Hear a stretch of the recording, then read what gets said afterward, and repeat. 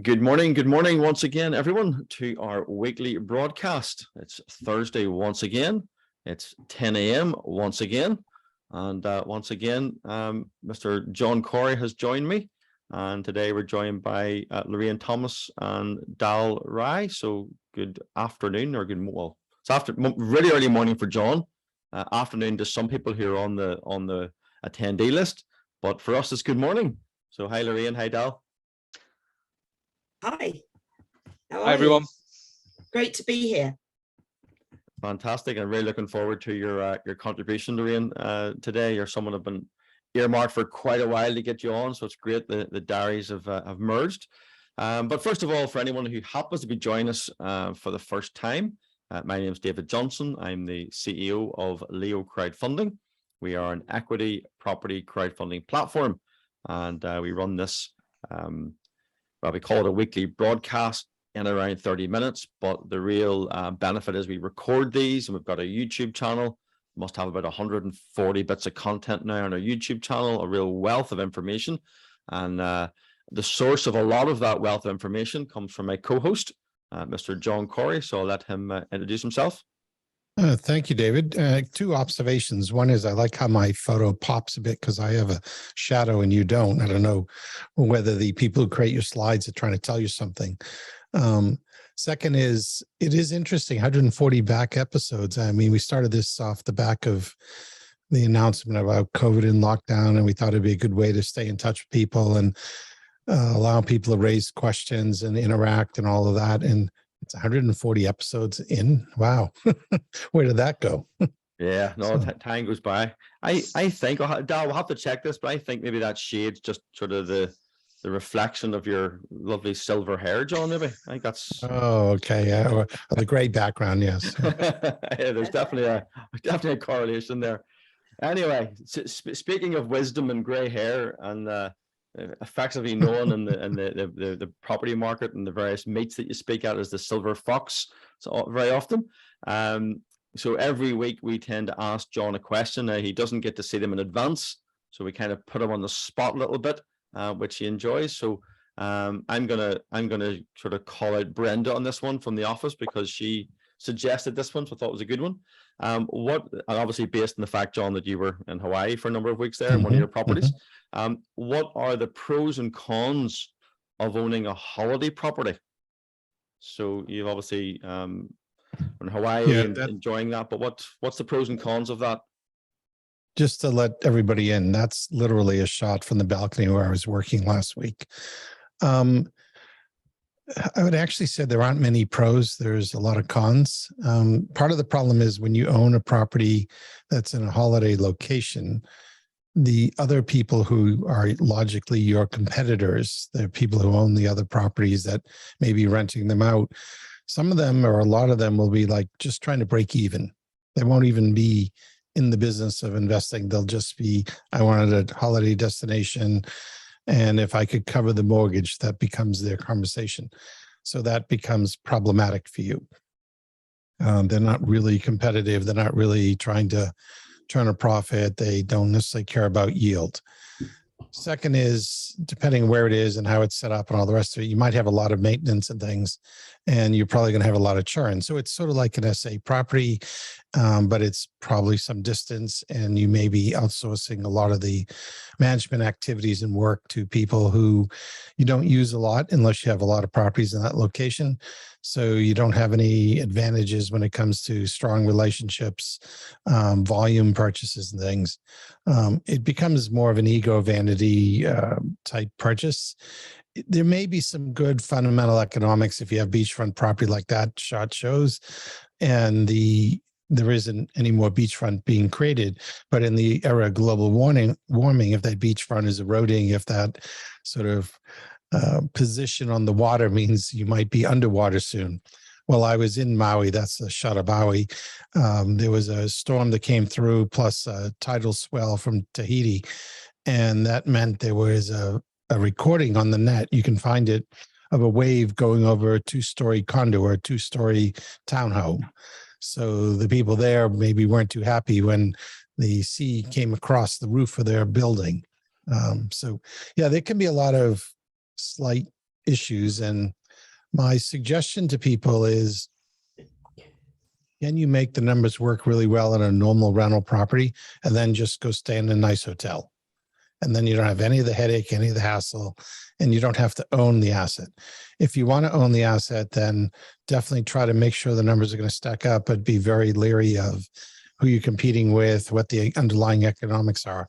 People have done really well. I happen to have done really well with this property, but it wasn't necessarily me going into this as a standard investment property. There's definitely an overlay or a nuance to it. Yeah, I was going to actually ask that. The motivation for the initial purchase, I think, is key. Is it you definitely want somewhere overseas? You might have a particular like of a country or a beachfront or, well, maybe city center location, but you're driven by the emotion of wanting to go and stay there. And if you can make some money out of it, well, that's a bonus. Or is it actually an investment? It has to stack up as an investment. And if you get to stay there, that's the bonus. So I suppose that's probably the place people should start. Yeah, that's a great way to show the juxtaposition between, am I really making an investment decision, or am I justifying a holiday personal decision by claiming I'm going to have an investment? Each situation is different. You can make it work either way, but you have to be quite honest with yourself, and you have to be honest with the economics. Yeah. I'll just bring Lorraine in here. Sorry to put you on the spot here, but do you have any properties overseas? Have you ever been involved in the overseas market?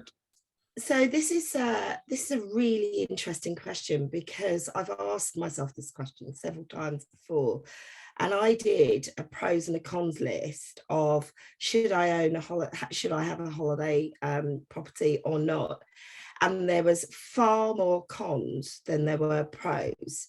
So instead, I bought a holiday ownership investment, which was 2 weeks. Call it a timeshare, if you will, but Marriott like to call it holiday ownership. I did that instead because I realized that actually, who was going to look after it? When I go abroad, when I have time out, I want to be somewhere nice. And I don't want to arrive and it's been run down, uncared for, all of those things. I just want something that's really nicer than home. And I thought, if I invested in this holiday ownership, then yes, there's a heavy maintenance fee, but it would always be 5-star anywhere around the world. And so that was the decision I made. Whether it was the right or wrong one, I don't know, because there's pros and cons of holiday ownership as well. Yeah, but at least you made the decision, though, Lorraine, based on looking at some like facts. You didn't make it based on emotion. So from that point of view, it probably was the right decision for you, because you looked at the pros and cons, which is very, very important. Yeah, notice that she made a list, pros and cons, which is quite good. It really creates some discipline. And one of the things that Lorraine just said is it was meant to be a holiday for her. So personal experience. It's meant to be something she'll enjoy, something she doesn't have to work on or anything. It's outsourced. So on the list of pros and cons, essentially the overriding or overarching issue is, I want to have a good holiday. Will this enhance my opportunity to have a good holiday? The premise of the question then is not, is this a good investment? It's more, will I have a good holiday? Which is a perfect way to frame it, because that's what it's meant to be in your case, Lorraine. Yeah, I think it was. And investment, well, will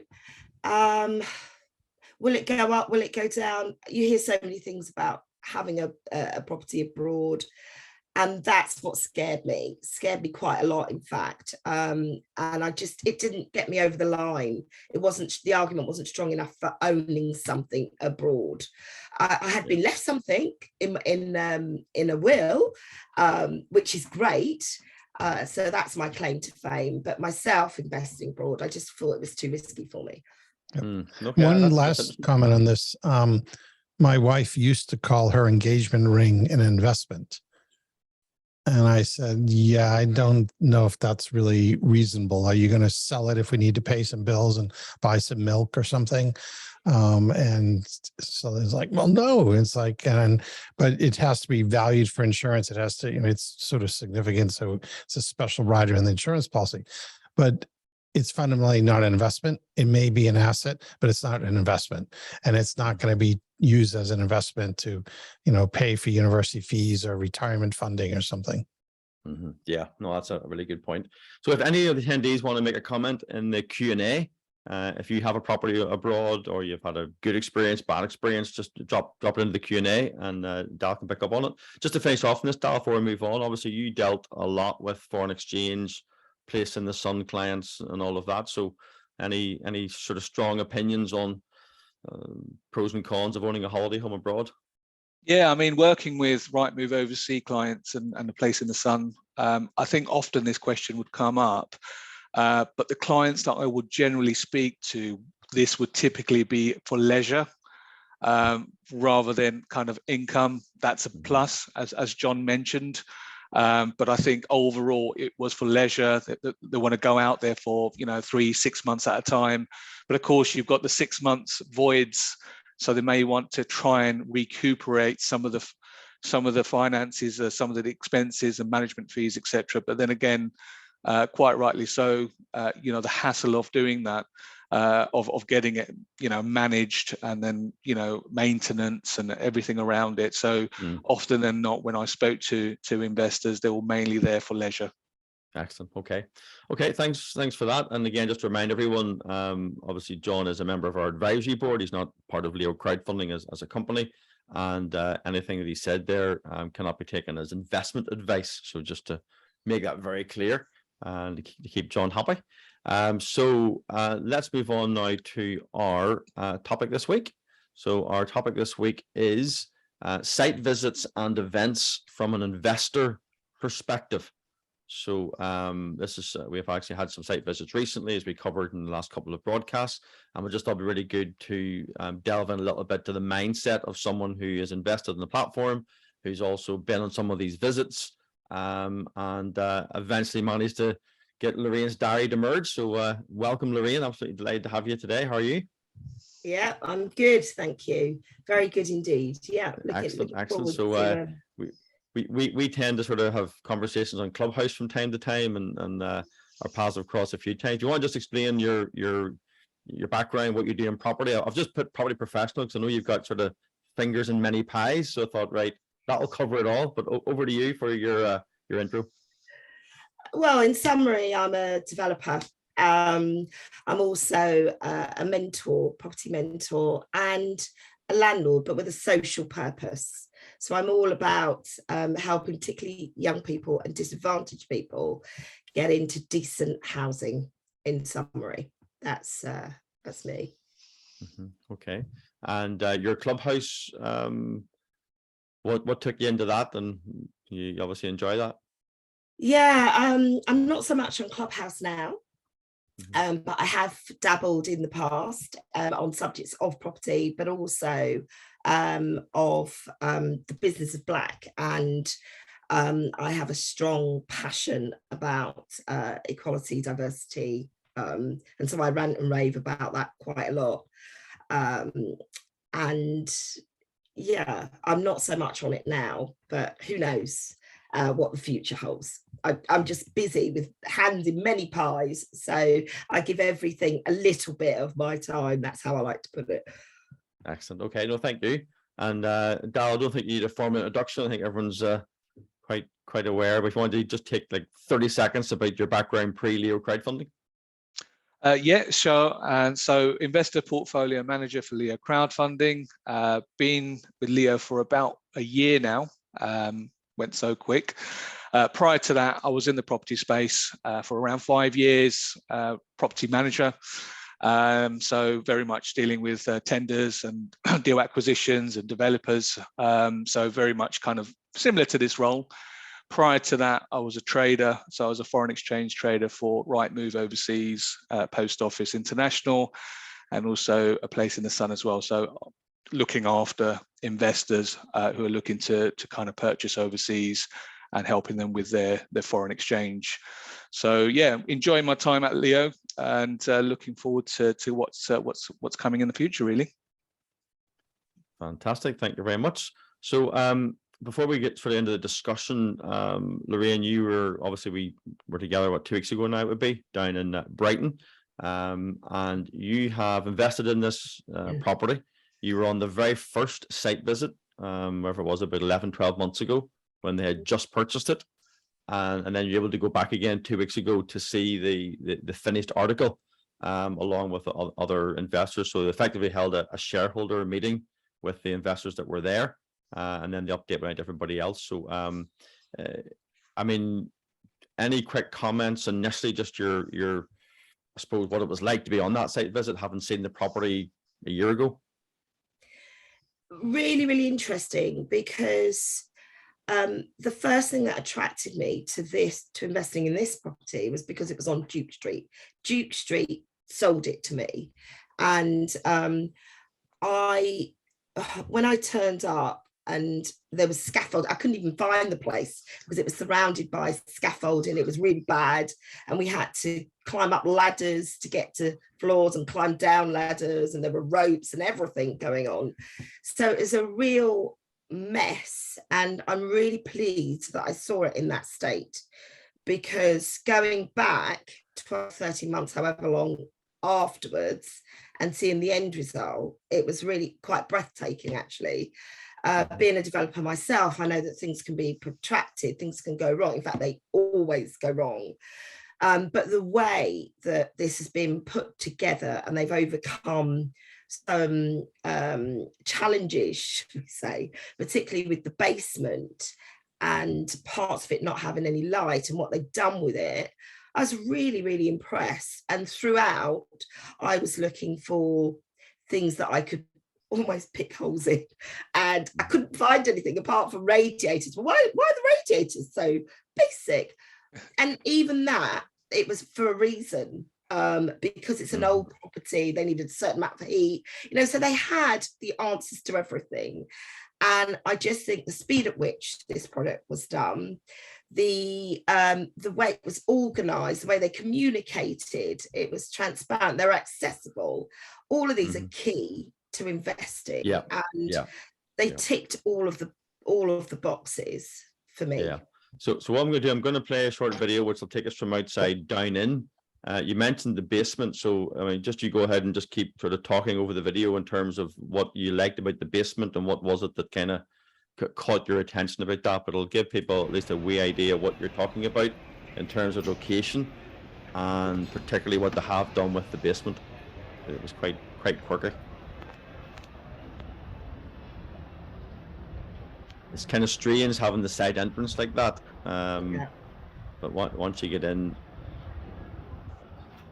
But actually, it's strange, but it's quite good in a way, because it's almost like a private little entrance for, it's not on the main road, because Duke Street's very busy.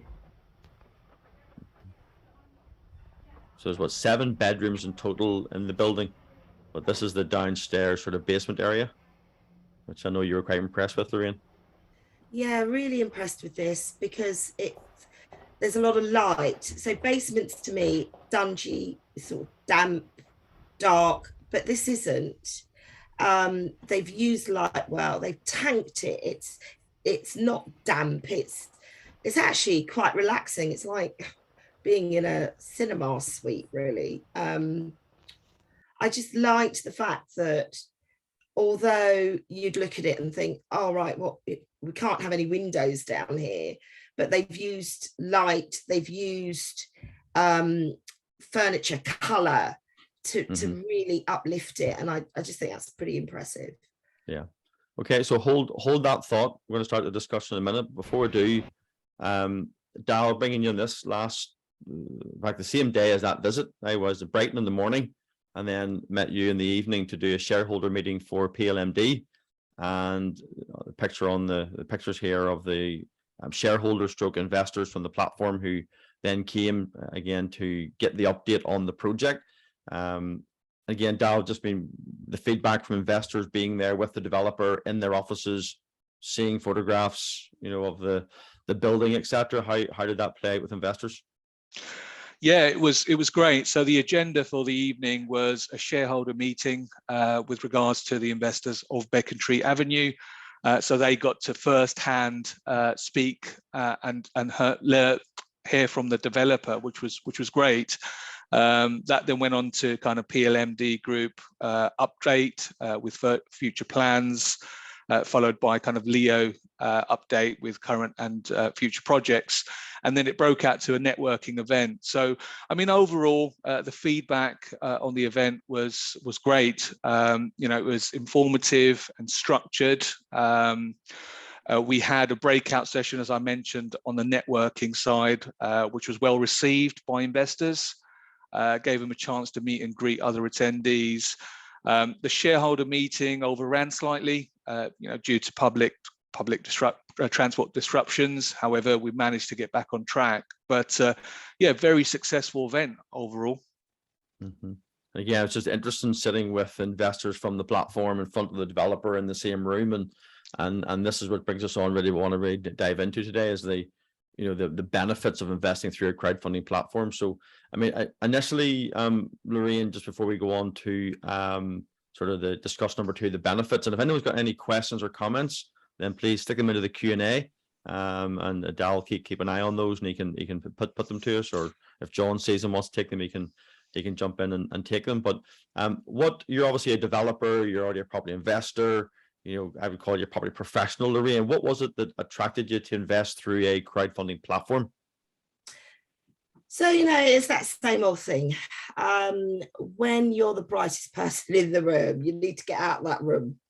You need to find another room very, very quickly so that you can continue your growth and your learning. And by this, I mean, so I've invested quite a lot in my own developments, my own properties, and people ask me lots and lots of questions. And I felt, gosh, well, so I'm answering all these questions. I know what I'm doing in that space. It was time to then move on to what would it be like to invest into somebody else's project. And this platform just seemed a safe place to do it. I was nervous. I had very, very low expectation. So that's probably why everything just seemed so great when I saw the end result, because my expectation was low. I could lose my money, could go terribly wrong. It's platforms like this, well, they might be a bit dodgy. All of those things that go around in our heads. I had all of those thoughts. So I was really cautious, but I wanted to learn. I wanted to be the person in the room that was soaking up all of the other, the people that had done it before, and learning from them. And so that's why I did it, actually. Yeah. Brilliant. No, I wasn't even aware what the answer was, and it's really interesting, because even though you are a property developer, even though you would maybe be classed as a property professional, you actually invested through a platform in someone else's deal, so you could learn, you could learn more things, educate yourself. And John, this is really what, in some ways, this whole education through crowdfunding is all about. It's actually people wanting to learn more, meet new people, and just be more aware of what's happening in the market. Oh yeah, and I was going to ask Lorraine, she's somewhat touched on it when it comes to learning. As a developer, are you learning how you might be able to raise money, given that you're now on the investor side for other people's projects? Yes, and more. So the whole thing about crowdfunding, I've always wanted to be able to do it for my projects, and thought, gosh, how do I get started? How do I put a project together and get it to the platform so that people can invest in things that I'm doing? And so this was a really good sort of entry point for me to go in, do a tiny bit of investment here, and just see how it worked. And the communication was great. I loved the presentation, the way it was sold to me, and I bought into it wholeheartedly. And then going and visiting the project and seeing the end result, I mean, it ticked all the boxes, really. I would definitely do it again.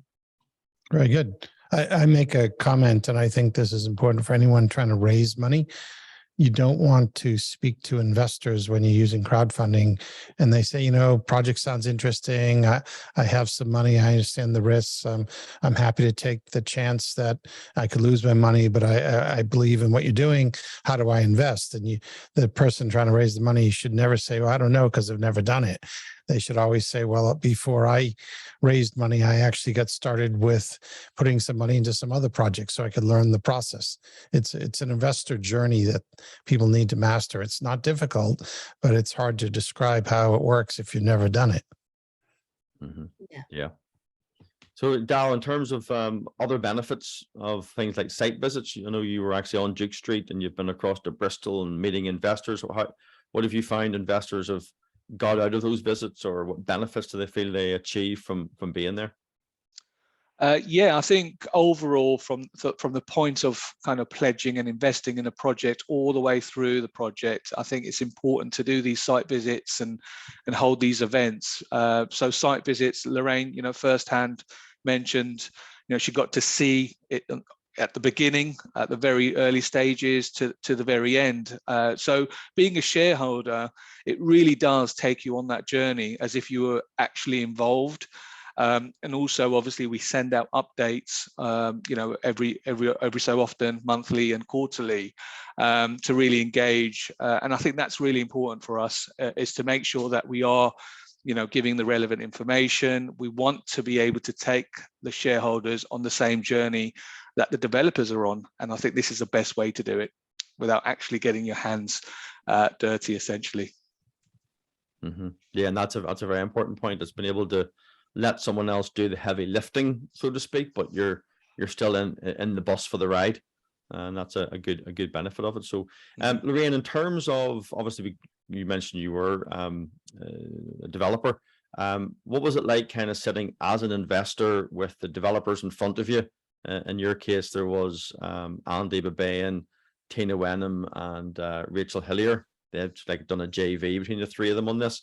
So was it like strange sitting there as an investor shareholder quizzing them on the project? Yeah, it was interesting because I felt that I was in a really comfortable position because I didn't have to take the burden and the load here. And all I did was just invest the money. I had updates sporadically throughout the project.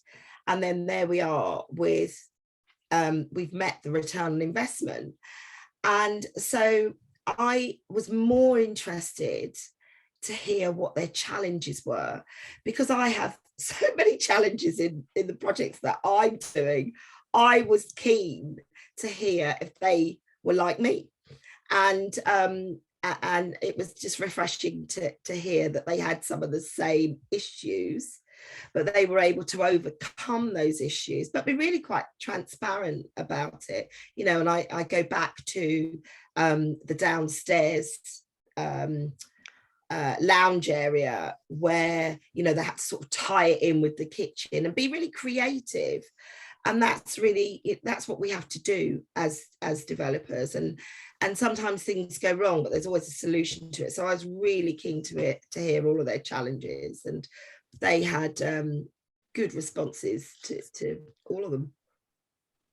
Okay, excellent.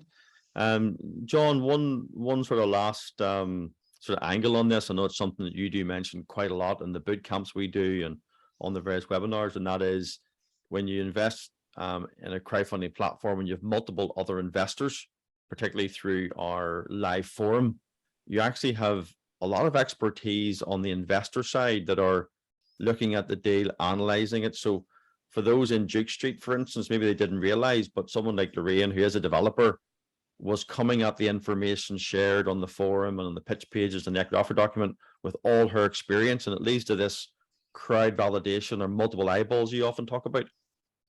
Yeah, I mean, you should never outsource the due diligence, but at the same time, you can benefit from having other investors looking at the deal, raising questions, reading through the shareholder agreement, reading through the offer document, maybe being on a site visit. In this case, I'm actually an investor in both of the deals.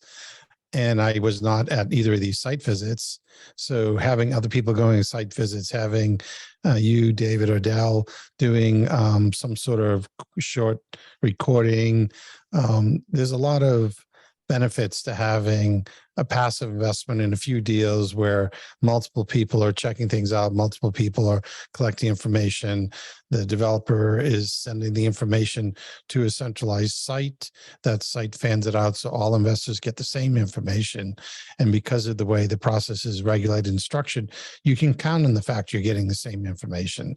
You can count on the fact that everybody's got the same documents and everybody's seeing the same information, and that there's a log or an audit trail of what was sent out.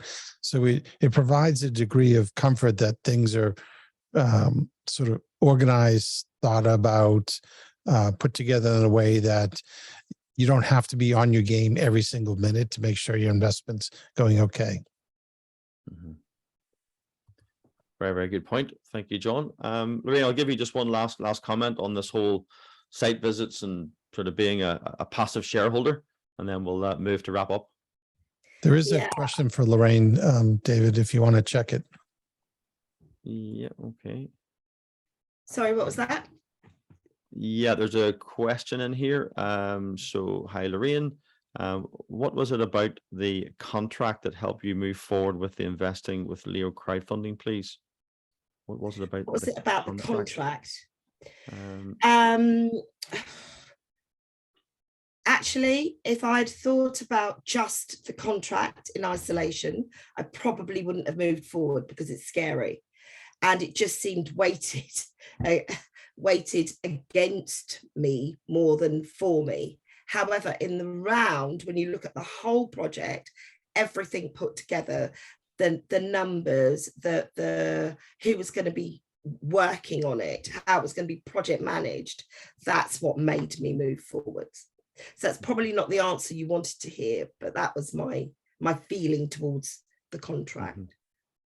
Yeah, it's an interesting point, because as passive shareholders, there's certainly a limit, and a large limit to any influence you can have on the project. It's passive, you're along for the ride, so it can be a bit scary, as you say, Lorraine, that you're kind of handing over your money to someone else to do it, but that's also the benefit as well. So it's like a two-pronged aspect to the contract on that. So Dustin, thank you for that question.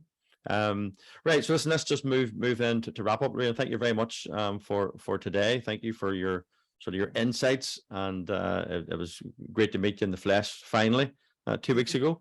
Thanks Dal for jumping on there and providing your insights from your own experience and dealing with the investors.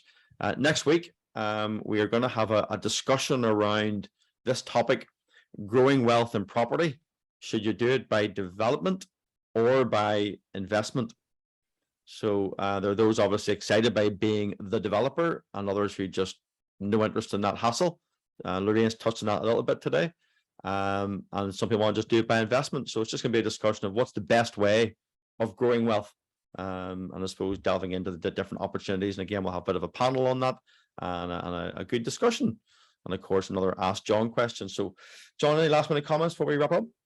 No, I think it was interesting hearing Lorraine's point of view. And one of the things in the question that came in for her, if you make a small investment, you can learn about the project. You can spread your limited capital across multiple projects. If you have a lot of capital, I still suggest you put in small investments as you learn the ropes. You get copies of the shareholder agreement. You start to understand how the relationships are set up. So there's a lot of sort of subtleties and a lot of logic behind how all this is done, which is not obvious when you're a developer or you're a JV investor in other deals, because you probably haven't done it this way before. And there's a reason why it's done this way. So I would suggest to a lot of people, start out with something small, start out with something you can absolutely completely burn or throw away or lose. Maybe it's a fancy dinner, amount of money at £100 or something. If you have £1,000, do 10 deals, don't do one deal. That sort of thing, because there's a lot you can learn from this process. And whether you want to then put more money in later, or whether you want to then raise money later, this is how you start. Yeah, that's a really good insights, John, there, just to end off. So again, thank you to Lorraine, to Dal, and to John for today. And we'll see you all again next Thursday at 10 a.m. Thank you. See you all. Bye. Bye bye. Bye bye.